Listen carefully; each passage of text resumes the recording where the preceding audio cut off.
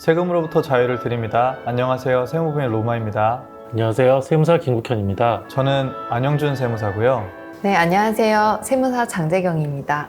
오늘은 가족법인 들고 왔습니다. 가족법인이라는 케이스가 약간 갑로들박이 좀 많잖아요. 어떤 분들은 이게 절세 수단이다. 혹은 어떤 분들은 개인적인 증여를 탈세로 조장한 거다. 그래서 오늘은 국세청 입장에서 하는 것과 그리고 납세자 입장에서 이야기를 하는 것, 이렇게 양쪽으로 나눠서 이야기를 준비해 보았습니다. 납세자분들은 왜 가족법인을 좀 하고 있는 걸까요? 이게 사실 가족법인이 뭔지부터 좀 알아야 되는데요. 가족법인은 가족들이 주주로 구성된 법인이거든요. 근데 여기까지면 사실은 그냥 형식적인 가족법인인 거고, 납세자와 저희 세무사들의 목적은 증여와 상속을 좀 줄이기 위해서 가족법인을 좀 활용하는 측면이 좀 있기는 해요. 그래서 이게 사실은 불법적인 건 전혀 없고요. 법인을 설립을 해서 저희가 합법적인 수단으로 절세를 하는 겁니다. 납세자 입장에서는 결국은 이제 절세, 합법적인 절세 수단이다. 제 생각엔 솔직히 국세청이 너무 오바를 하는 거죠. 형식을 악용해서 실체를 갖추지 않고 단순히 세금을 줄이기 위한 탈세를 하는 그런 도관으로 사용하는 거에 대해서 국세청에서는 과세를 하겠다, 그런 입장입니다. 세수가 부족한 지금의 입장에서는 사실은 조금 더 타이트하게 이건 탈세다라고 좀 할 것 같아요. 점점 타이트하게 조이고 있죠. 네. 한국의 증여세랑 상속세가 너무 비싸요. 솔직히 살인적으로 비싸서 한 몇 년 전만 해도 법인을 만들면 1인 법인이 좀 유행처럼 많이 했어요. 1인 법인으로 많이 했는데 최근에는 이제 가족 구성원들로 이제 좀 많이 하고 있어요. 와이프, 배우자, 미성년 자녀까지 넣어서 가족 법인을 구성을 하는 건데 최고 세율이 50%나 되니까 이 법인을 좀 통해서 이런 세금들을 좀 관리해보자, 절세를 좀 해보자, 이렇게 좀 지능화된 이제 수단으로 좀 사용은 되고 있다. 그 절세라는 말이 잘못 사용하면 바로 탈세로 넘어가는 거거든요. 그래서 국세청에서 중점적으로 보는 부분은 이 가족법인을 만들었는데 이게 사실상 페이퍼 컴퍼니나 마찬가지인 경우 세금 회피 수단으로 악용되고 있다는 그런 부분을 중점적으로 보고 있는 겁니다. 그거 가족법인을 막 만들어서 그런 거예요. 사실 뭐 이상한 컨설팅 업체 아니면 법인 전문이 아닌 세무사님이 이렇게 좀 만들어서 괜찮다고 해서 했더니 국세청이 보기엔 이건 좀 너무한데, 이런 케이스고요. 대부분의 업체들은 사실은 절세를 위해서 가족법인을 활용을 하거든요. 형식을 충분히 갖추고 절차를 잘 갖춘다면 사실은 꽤 괜찮은 절세 수단이 될 수는 있거든요. 근데 최근에 제가 보니까 연예인 세무조사가 굉장히 많은 것 같아요. 물론 연예인 세무조사가 가족법인에 대한 이야기가 아닌 것도 꽤 있지만 페이퍼 컴퍼니와 관련된 이야기여서 한번 꼭 이야기 드려보고 싶은데 연예인 세무조사에 대해서 한번 이야기 해주시겠어요? 요즘에 이제 이슈가 됐던 연예인 세무조사 그 내용을 보면 핵심적인 내용은 사실 지금까지 말씀드린 내용과 일맥상통하는데요. 일부 유명 연예인이나 인플루언서 분들이 1인 법인 또는 가족을 주주로 구성한 가족법인의 형태를 만들어 놓고 그건 사실상 껍데기에 불과하고요. 개인이 활동한 수입을 법인이라는 그런 도관을 통해서 개인 소득세를 단순히 낮추는 그런 용도로만 썼다라고 보고 개인 소득세를 추징한 사례들이 많았고요. 그런 것들의 대부분은 사실 법인의 그런 실체를 갖추지 못한 경우가 많았기 때문에 국세청에서도 이렇게 추징한 사례가 많았습니다. 근데 사실 조금 더 살펴보면 실질이라는 게 사실은 어떻게 보면 너무 모호하거든요. 이게 국세청이 생각하는 실질이라는 거를 진짜다 해도 안 믿어주는 경향도 좀 있고, 오히려 법인이라는 형식을 잘 갖춘 게 실질일 수 있는데 그 연예인들이라는 좀 고소득이고 좀 유명인이라는 좀 그런 걸로 해서 좀 표적이 된 것도 좀 있지 않을까 좀 싶기도 하고요. 그리고 또 약간은 다른 게 연예인들은 기획사가 있는데 아마 개인 법인으로 해서 출연료 같은 걸 좀 많이 받은 경우 좀 문제가 된 걸로 알고 있는데, 연예인들은 특성상 이제 개인의 역할이 중요하니까 개인의 역할은 법인의 소득이 아니고 개인의 소득이다, 이렇게 아마 간 것 같아요. 그리고 지금까지는 진행 상황이 과세는 되긴 했지만 불복하고 있거든요. 그래서 이제 법원까지 기다려 봐야 될 것 같고, 저는 내심 국세청이 다 지지 않을까 생각은 하고 있습니다. 세율 관련해서 개정사항을 한번 말씀드리고 싶은데요. 특히 가족법인의 세율이 개정이 되었습니다. 이 부분에 대해서 한번 말씀드려 볼게요. 이게 정확하게 가족법인의 세율이 바뀐 건 아니고요. 가족법인 중에서 부동산 임대업이나 뭐 투자 금융 소득만 있는 경우에 이제 좀 바뀌었습니다. 그래서 우리 한국에서는 좀 약간 미워하는 게 부동산 임대업도 약간 좀 미워하거든요. 그래서 부동산 임대업으로만 소득이 있으면 다른 법인세보다 좀 더 높게 이제 부과를 하겠다.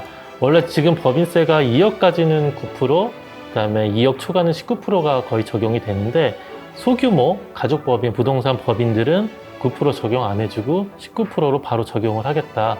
이게 2025년에 바뀌었습니다. 네, 국세청에서 세율을 개정한 이유가 있습니다. 이제 소위 말하는 또 가족법인 형태를 띈 그런 부동산 임대법인들이 이렇게 많이 활성화되는 이유가 개인소득세율이 굉장히 높거든요. 지방세까지 하면 거의 50%에 육박하기 때문에 그런 고세율 구간을 피하기 위해서 약간 억지스럽게 이렇게 형태만 법인으로 바꿔서 이제 세금을 절세를 넘어서 탈세를 향해 가는 그런 기형적인 형태의 법인들이 우후죽순으로 나타나고 있기 때문에 저율의 세율 구간, 특히 그 9% 세율 구간을 없애버림으로 인해서 그런 탈세의 온상을 원천적으로 차단하려는 그런 의도를 갖고 세법을 개정했다고 볼 수 있겠죠. 실제는 개인인데 법인인 경우가 좀 많긴 하죠. 뭐 저희들끼리 개법인이라고 하긴 하는데 그래도 사실은 뭐 법인에서 소득도 갖고 올 때 소득세 내거든요. 이게 오히려 이중과세란 말이 좀 많은데 세율까지, 법인 세율까지 좀 높여놓은 거는 좀 저는 개인적으로 좀 아쉽긴 합니다. 이거 뭐 너무 포괄적인 규제 아니냐 이런 의견들도 많기는 하지만 뭐 국세청에서는 나름의 기준을 뒀다고 그 얘기를 하고 있습니다. 가족 지분율을 뭐 합산해서 50%를 초과한다든지 부동산 임대 수입 비중이 50%를 넘거나 또 근로자가 5인 미만인 경우 세 가지 요건을 갖췄을 때 소규모 가족법인이라고 해서 19%의 세율 구간을 무조건 적용하겠다 이렇게 된 거죠.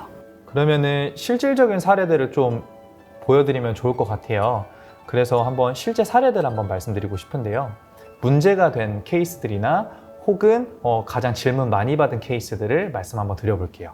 최근에 언론에 이슈가 된 그런 유명인들 추징 사례만 봐도 알 수가 있는데요. 이제 법인의 뭔가 형태만, 상법상 형태만 갖춰놓고 그런 실체를 갖추지 않은 그런 케이스가 대표적이라고 할 수 있을 것 같아요.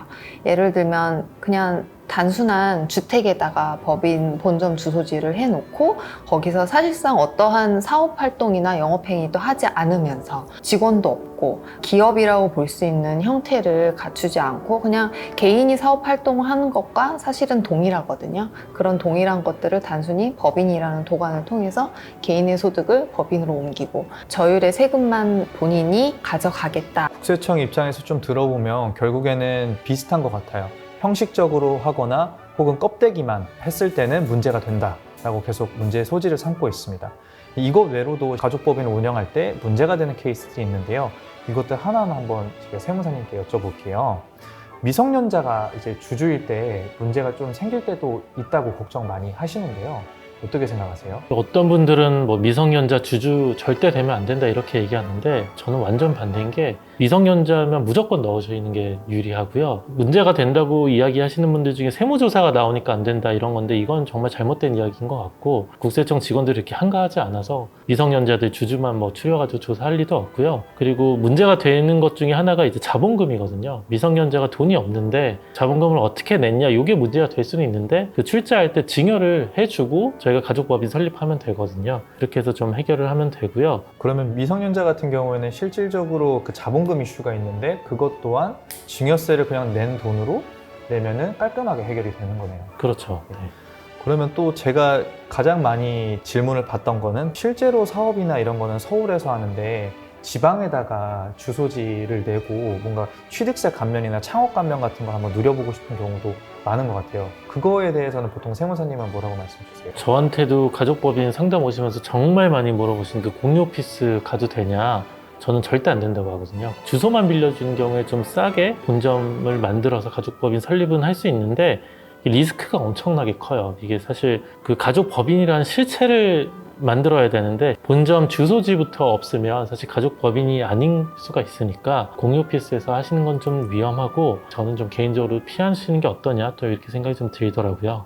그런데 사실은 가족법인이 지금 유행한 지는 조금 된 것 같습니다. 트렌드가 된 지는 몇 년 된 것 같은데 최근에 사실 세율 개정도 있고 뭔가 문제가 있다라는 이야기들이 굉장히 많이 나오고 있는데 그러면서 지금 대두되는 이야기가 가족법인은 이제 끝났다라고 많이 말씀을 해주세요. 세무사님 어떻게 생각하세요? 끝났다고 하시면 그냥 하지 말라고 저는 말씀을 드리고요. 근데 사실 아직도 저는 파워풀하다고 생각을 하는 게 가족법인 자체를 너무 단기적으로 보셔서 그런 거고, 가족법인으로 세금 줄이고 건보료 아끼는 것도 꽤 많고요. 아직 여전히 많고, 이걸 또 증여와 상속으로 또 활용할 수 있는 게 아주 여러 가지가 있거든요. 그래서 저는 이 법인을 너무 어렵게 생각하지 마시고 잘 관리하고 잘 만들어 간다 이렇게 생각하시면 아직도 유효하다고 생각을 합니다. 그럼 국세청 입장에서도 뭔가 해줄 말이 좀 있을까요? 국세청에서도 무작정 가족법인은 안 된다. 이렇게는 할 수가 없겠죠. 우리나라가 법치주의 국가고 조세 법률주의라는 게 있는데 이제 그건 아니고요. 법 형식에 맞게 설립을 하고 법인의 실체도 갖추고 정상적인 사업 활동을 한다면은 뭐 국세청 입장에서도 추징을 하거나 세무조사를 하거나 그럴 명분은 없습니다. 그러면 마지막으로 좀 말씀드리고 싶은 건 가족법인에 대해서 이제 고민하시는 분들이 많을 텐데 실질적으로 가족법인을 했을 때 혜택을 많이 누릴 수 있는 분들이 좀 있을 것 같습니다. 어떤 분한테 좀 추천을 드릴까요? 원래 일을 하시는데 뭐 투잡으로 하실 분들, 그러니까 예를 들어서 병원 원장님인데 다른 또 사업을 시작을 하신다, 이런 건 이제 법인으로 시작하셔서 가족들 구성원으로 만드시는 게 참 좋고요. 그리고 부동산 투자하시는 분들 중에 상가나 꼬마 빌딩, 오피스텔 하시는 분들은 또 괜찮고, 다만 이제 주택으로 법인 투자하는 건 아주 좋지는 않아요. 오히려 세금이 더 많이 나오거든요. 그리고 가끔 해외 주식 투자하시는 분들도 가족 법인 활용하시면 꽤 괜찮습니다. 네, 오늘 이야기는 국세청 이야기와 납세자 입장에서 이렇게 토론을 준비해 보았는데요. 정리를 좀 해보면 국세청 입장에서는 형식적인 부분이나 껍데기만 이렇게 있는 경우에는 탈세다라고 보는 거고, 납세자 입장에서는 실질적인 법인을 운영하면 인정해줘라, 합법적인 절세 수단이다 라고 이야기해 볼 수 있을 것 같습니다. 세무사님들께서는 가족법인 관련해서 혹시 이렇게 이야기해 주시고 싶은 부분이 있을까요? 이제 가족법인에 대해서 지금 국세청이 많이 세율 구간도 높이고 하면서 좀 조여오는 그런 국면이다라고 생각이 드는데요. 이거를 꼭 가족법인은 위험하다 이렇게 보기보다는 그냥 자연스러운 흐름으로 또 볼 수 있을 것 같아요. 왜냐하면 개인소득세에서 고세율 구간에 있는 그 고소득자들이 법인으로 전환을 하면서 세율 구간이 많이 낮아졌거든요. 그러면서 이제 세수가 단기적으로 줄어드는 효과가 있기 때문에 그 나라 입장에서도 당연히 이 부분에 대한 세수 확보를 위해서 그런 세율 구간을 좀 조여오는, 이건 좀 자연스러운 현상 중에 하나다라고 저는 또 개인적으로 그렇게 생각을 하기 때문에 막연한 두려움보다는 가족법인이나 이런 절세 수단에 대한 조언을 해줄 수 있는 전문가와 함께 운영하시면 리스크 없이 절세를 하실 수 있을 거라고 생각합니다. 오히려 저는 좀 안전하게 하시라고 이야기 드리거든요. 형식만 너무 갖추면 어차피 그거 의도 자체가 좀 안 좋은 거였을 수도 있고, 국세청에서도 아주 좀 꼼꼼하게 보는 추세이기 때문에 좀 전문가와 잘 이야기를 하시면서 관리를 하시는 게 좋겠다 생각이 들더라고요. 네, 오늘은 그러면 가족법인에 대해서 이야기 드렸고요. 다음에는 또 더 좋은 내용으로 찾아뵙겠습니다. 감사합니다.